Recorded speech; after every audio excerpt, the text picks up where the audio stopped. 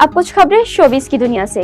Pop मौसीकी की दुनिया के बादशाह अनजहानी पॉप स्टार माइकल जैक्सन पर बनने वाली नई बायोपिक फिल्म की रिलीज में मुमकिना तौर पर 1 साल की ताख़ीर मुतवक्को है। स्टूडियो लाइसेंस गेट के सीईओ जॉन फीथा अमर ने बताया है कि माइकल जैक्सन बायोपिक की रिलीज में ताख़ीर की वजह मुतनाज़िर मंजर की दोबारा अक्सबंदी बताई जा रही है।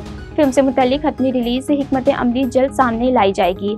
फिल्टर माहिर का कहना था कि इम्कान है कि फिल्म माइकल अब माली साल 2025 में रिलीज ना हो सकेगी, जिससे माली साल 2026 के नताइज मुतासिर होंगे, मगर 2027 के मंसूबों को तौक़ीयत मिलेगी।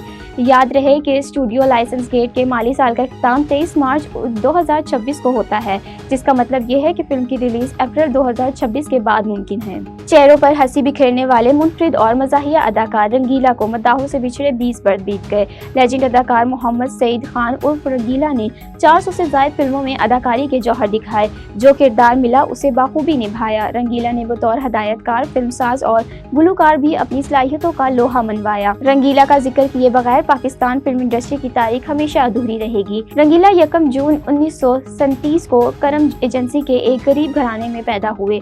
उनका जन्म ऐसे वक्त में हुआ जब फिल्मी स्क्रीन पर संजीदगी का गलबा था, मगर रंगीला ने अपने फन से इस संजीदगी लम्हात को रंगों, कहकों और लुफातियत से उजागर किया। एक पेंटर की हैसियत से फिल्मी पोस्टर बनाने से इसे मनफी सफर का आगाज करने वाले रंगीला किस्मत के उधारने में बहते बहते स्क्रीन के शहजादे बन गए।